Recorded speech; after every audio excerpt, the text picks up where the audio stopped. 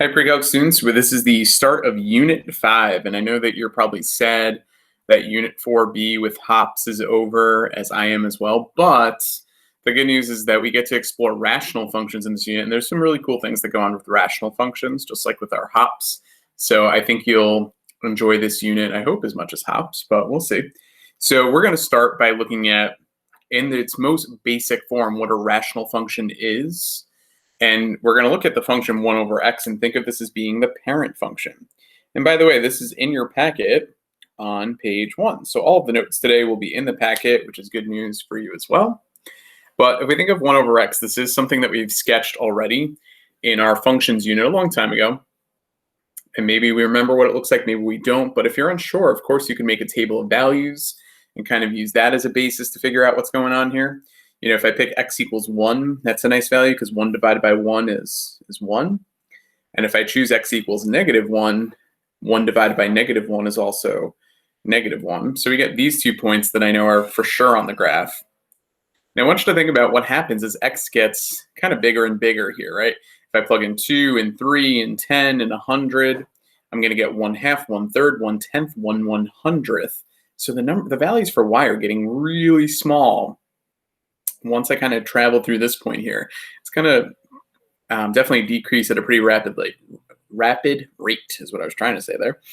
But what if I plug in something like, I don't know, like 1/2? What would the output be? If I plug in 1/2, the output is 2 because 1 divided by 1/2 would actually be the same thing as 1 times 2.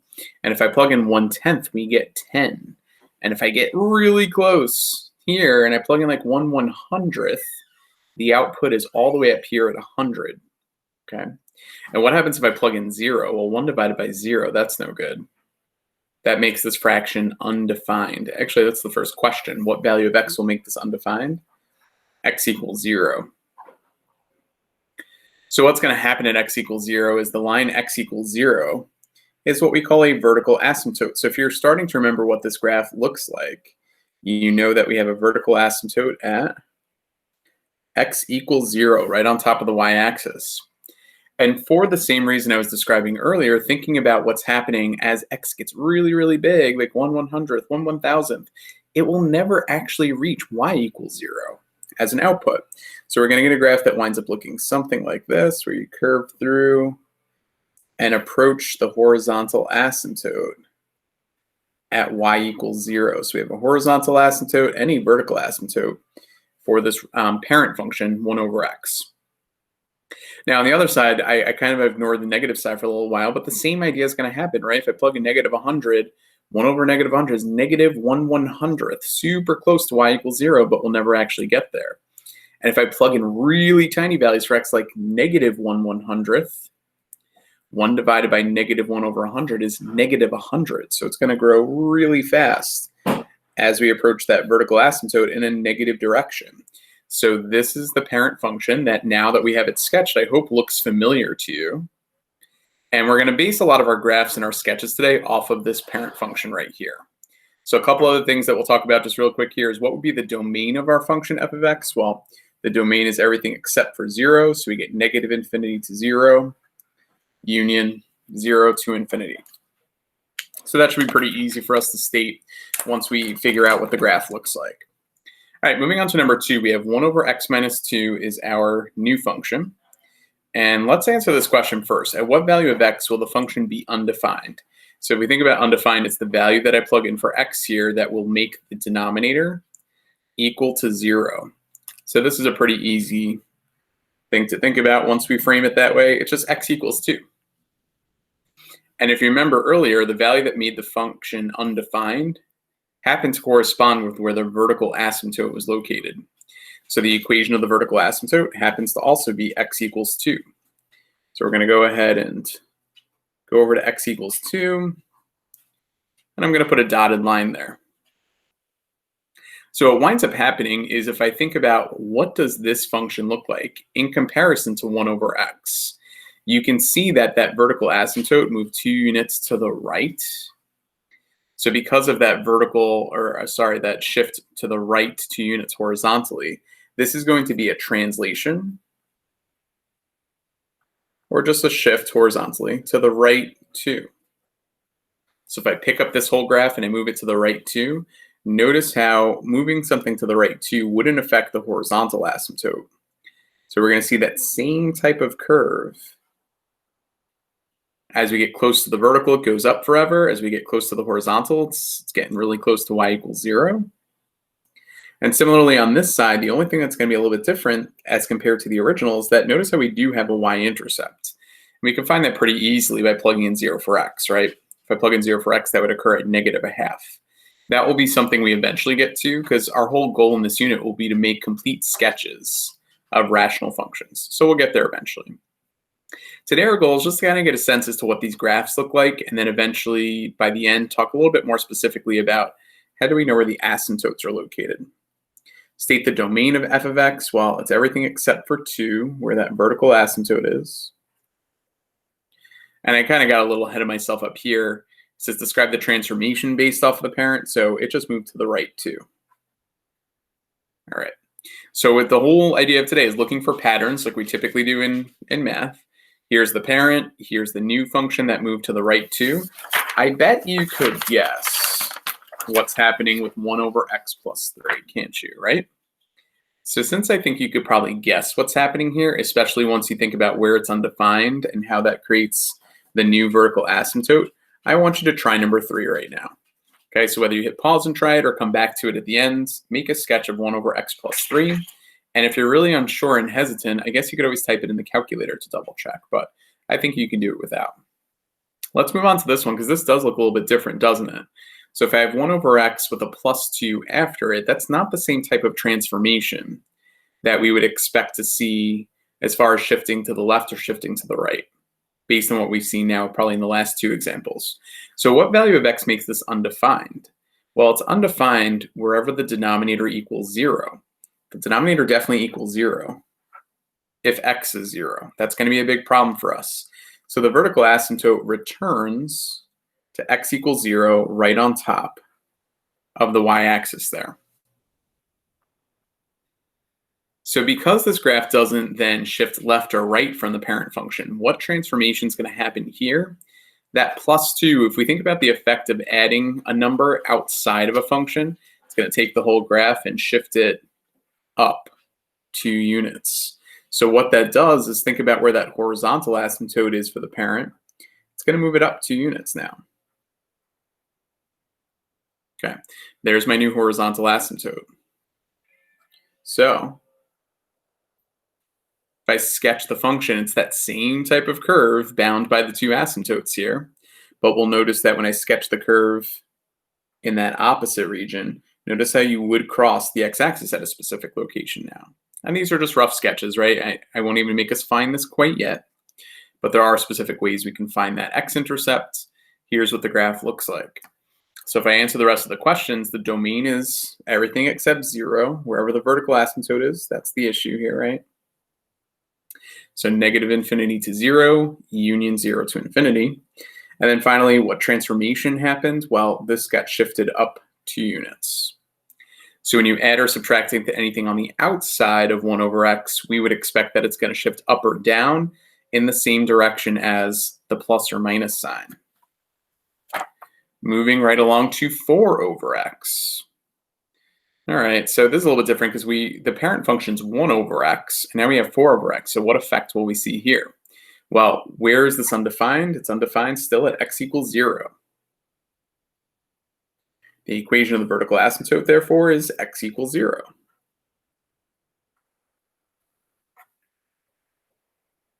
The way I'm going to help you to understand what the graph of 4 over x looks like is by thinking of it as 4 times 1 over x. Because if you do 4 times 1 over x, by the way, it would become 4 over x. You do not multiply the top and bottom by 4. That's not a good math rule. This is really 4 over 1 technically right now, right? So 4 times 1 over x is equivalent to 4 over x. And think about it. We're multiplying a function on the outside by a scale factor of 4. So what's going to happen as far as the transformation? It's going to be a vertical stretch. We have a dilation happening here according to the scale factor of 4. So it's a little tough to show that scale factor because, by the way, the horizontal is not going to move according to the the multiplying by 4 factor. But when it's a vertical stretch, remember, you're just multiplying the y values by that. So all that you're going to see happen is that on this side, it's just going to grow more steep faster, right? A y value of 100 prior now is going to be a y value up at 400. Okay, so it might just be a little steeper as it approaches those asymptotes, but it was pretty steep to begin with, wasn't it? So as compared to 1 over x, again, you're just kind of stretching the graph vertically. This is not a transformation we deal with a lot as it relates to rational functions, but of course it's a transformation that we know from other functions that we've studied. So nothing too critical there that we'll most likely need for later on. But again, the domain is everything except 0, where the vertical asymptote is. Okay. Moving on to the next example, we're now looking at a new function, f of x equals 1 over x squared. And I want you to think of this as being a new parent function. So 1 over x and all of its transformations we've done in the first 5 examples, okay? We moved it left, right, we moved it up, down, we've done some vertical stretching of the graph. This graph, when you start squaring things, it's not a traditional transformation. It's not going to be that it stretches the graph, it's not going to flip it, it's not going to do any of those things traditionally. But when you do square the x values, there is something special that kind of happens. You can still compare to 1 over x if you want. However, when you compare to 1 over x, you're not going to see a specific transformation happen. What's going to happen is the main idea is when you plug in negative x values now, what happens is that when I take that negative number and square it, all the outputs are positive. So all of your y values are positive for this function. You're not going to see anything below the x-axis because that function x squared in the denominator is such that squaring a number turns it to a positive. It's going to have a very similar look. It's still x equals 0 for the vertical asymptote. That's still the value that makes this undefined, which is still then my vertical asymptote. So we got vertical asymptote here. We've got a horizontal asymptote here. But now the key difference is you're going to still see this over here. It's not the same exact points as 1 over x, of course, because now it's 1 over x squared. So those inputs are going to make the denominator or the y values go even closer to 0 faster. But what happens on the negative side is you get that same curve repeated in the second quadrant. It looks just like this. And notice how this graph has some really nice y-axis symmetry, and that makes sense because I can replace x with negative x, and this function would stay the same. So thinking about some of those ideas from the beginning of the year. Now, I kind of think of this as, this is just a Mr. All term, it's not a real term, guys. To me, it looks like a volcano. I don't know. I think it does. If you think of all like the lava down here, the magma, and then all of a sudden the lava shoots out from the top of the volcano, something like that. I don't know. I think of it as being a volcano. So if that's how you think of it as well, and it's a good way to remember 1 over x squared, then go for it. Okay. So we've got our volcano graph. Thinking about negative 1 over x squared for number 7, I am going to have you try this one. Now, the only difference is that this one has a negative out front. Think about transformationally. What happens to the volcano when you put a negative out front? Okay, so we've dealt with negatives before. If you're unsure, you can, I'll say, cheat and look at the calculator. It's not really cheating, it's just helping you get to the next step. But see if you can fill in the information for negative 1 over x squared and make a nice sketch for me over there. Okay, to wrap up what we're talking about today, we're going to recap that there are actually 3 types of asymptotes. We've only studied 2 so far today, and there's a 3rd one that will come later on. So the ones that we're going to really talk about a little bit more in depth in the rest of this lesson is that we have vertical asymptotes, and I'll abbreviate those as VAs from now on. And then we have things that are horizontal asymptotes. So those will get abbreviated as HAs. And then the final type of asymptote that we can have at least for our course, by the way. There are actually many other types of asymptotes. But the other one that we'll study in this class is something called a slant asymptote, or some textbooks use the term oblique asymptote. So it's just when a function doesn't approach a vertical line or horizontal line, the function actually approaches a diagonal line that we can find the equation of if we're given the equation of a rational function. So we'll talk about eventually, not quite yet, the conditions that have to be true in order to have a slant asymptote.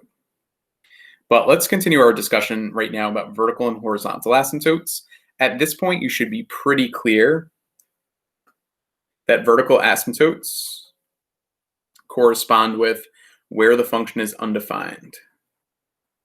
So to figure out where the function's undefined, we're going to set the denominator, or I'll use the unofficial math term of set the bottom equal to 0.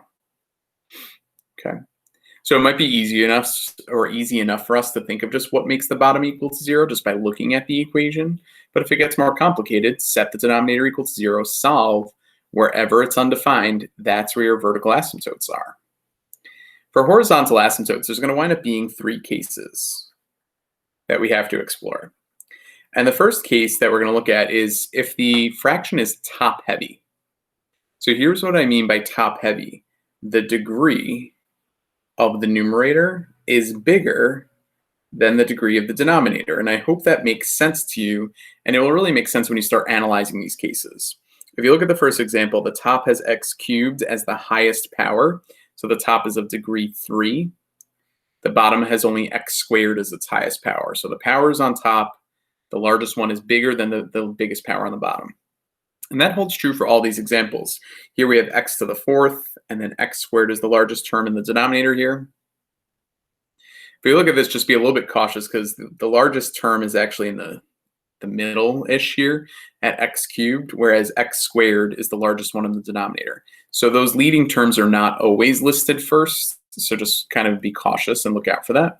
But you're going to like if it's top-heavy, because top-heavy cases like this imply that we have no horizontal asymptote. So if I ask you where the horizontal asymptote is for a top-heavy function, you get to say none, and then move on with your day. Okay, so top-heavy, that's what we got going on. For the other 2 cases we're going to study, there will be horizontal asymptotes. So one of them is bottom-heavy. So you can imagine in this case that the degree of the denominator is larger than the degree of the numerator. And if you compare that for all the cases, yeah, we got an x cubed is the highest power down here, but only x squared up top. Here we've got x to the 4th, but up top is only x squared. Here, largest one is actually right here at x to the 4th. Largest one on top is only x cubed. So all the denominators beat out the numerators. And if that's true, the horizontal asymptote is at y equals 0 always. Not even a lot of thinking there. It's just automatically y equals 0. Here's why that happens. When you plug in really big numbers for x, that's when we're approaching a horizontal asymptote. It has something to do with the end behavior of the graph. Well, if the bottom has a larger power than the top, the bottom's going to grow at a faster rate than the top will, making the overall value of each of these fractions get really close to 0 when x gets bigger and bigger. So as x goes to really plus or minus infinity, by the way, it could go to the right forever, to the left forever, y is getting closer and closer to 0 if it's bottom heavy. That almost looks like an end behavior statement you might be familiar with. Okay, so automatically y equals 0 if you've determined that it's bottom heavy. So then the last case is, what if it's equal heavy? What if the degree of the numerator equals the degree of the denominator? Meaning that now the fraction top and bottom are growing at approximately the same rate, right? We've got x squared, x squared. Here the leading terms are x cubed and x cubed. And then here it may not look at first like it's equal heavy because we have got x to the 4th with x cubed below it, but we got to pair it up with the negative 8 x to the 4th. Okay, so these are all cases that are equal heavy. The way you find the horizontal asymptote is it's y equals, you're going to find the ratio of the lead coefficients. And that's not as nice of a statement as y equals 0. Y equals the ratio. Ratio means divide. You're going to divide the lead coefficients of those equal heavy terms. So once we know that, we can actually do these 3 examples really quickly. For this example right here, since it's equal heavy, the equal heavy terms are the x squared terms. So if I divide that ratio there, 3/4 would be the line, that horizontal line that the graph is going to approach as x goes to plus or minus infinity. Okay, so you're just dividing the ratio of those coefficients of those terms. In the second example here, it's going to be y equals 7/5. Done. And in the last example, we get y equals, just make sure you capture the -8 there, okay, as being connected to the x to the 4. So it's y equals -3/8 for the horizontal asymptote in that last example. So then all we're going to do is, just without doing too much extra practice here, do a little bit more with vertical asymptotes and horizontal asymptotes given these functions, okay? And these are a little bit more like what we'll be eventually graphing. I mean, this is pretty complicated. We're not going to eventually sketch this, but I could ask you to easily sketch probably these first 2. Maybe 3 gets a little bit tougher. But for number 1, f of x equals 2x plus 1 over 6x minus 3. Let's start with the vertical asymptote. And if it's not apparent, what we're going to do first is just set the denominator equal to 0. Because we're trying to figure out what makes this denominator undefined for the fraction. So if I add 3 to the other side, and then divide by 6, 3/6, I like reducing that to 1/2.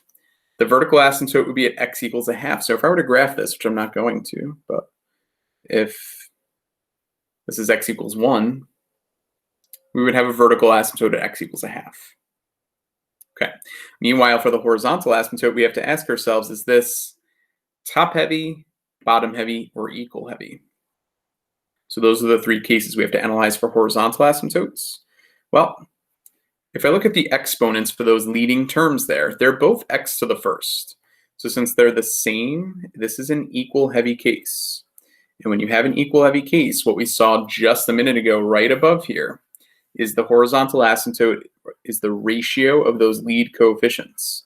So you're just going to take 2/6, which of course nicely reduces to y equals 1/3. So if we were to sketch this, if this is y equals 1, we would now see a horizontal asymptote at y equals 1/3. And having these rules helps us, because if we think back to all the transformations, the left, right, up, down business that we did today, this is much harder to determine how far left, right, and how far up, down this graph is moving. So having these rules about vertical and horizontal asymptotes help to kind of set the stage there to figure out what's the horizontal vertical shift pieces. Okay. All right, let's take a look at number 2. So for number 2, if we set the denominator equal to 0, we'll find the vertical asymptotes, question mark, plural. Okay, I mean, we have a quadratic, so maybe we'd expect 2 answers there. If we factor, we get x minus 3 times x plus 2. So if I separate those factors, one vertical asymptote is at x equals 3, and then another vertical asymptote would be at x equals -2. Clearly going to have a start being a different looking graph than the parent function 1 over x, right? You know, we're not going to be able to say, oh, just take that and translate it. Now we have 2 vertical asymptotes. So that graph, when we sketch it eventually, will look pretty different. Let's talk about horizontal asymptote here. So is this top heavy, bottom heavy, equal heavy? Well, if I look at the leading terms, we have x to the first and x squared. Since the bottom power is heavier, this is bottom heavy. And when something is bottom heavy, the horizontal asymptote is automatically y equals 0. No questions asked. And again, if I think about plugging in large numbers for x, the bottom's going to grow faster than the top, meaning that the value of the fraction gets closer and closer to 0. Okay. I know that 3 looks like the toughest question, but I promise it's actually probably one of the easier ones. And I think you'll see why if you give it a shot. Okay, find the vertical asymptotes, find the horizontal asymptote for that one. By the way, you can have more than one vertical. Horizontal, you'll only have one for now. Okay, so when we talk about that, there will be at most for now just one horizontal. Okay, all right, so try that. We'll go over that real quick next time I see you. I think there's 2 sketches we'll check in on, and we'll go from there. All right, that's it for today. First lesson done on rational functions. Much more to come.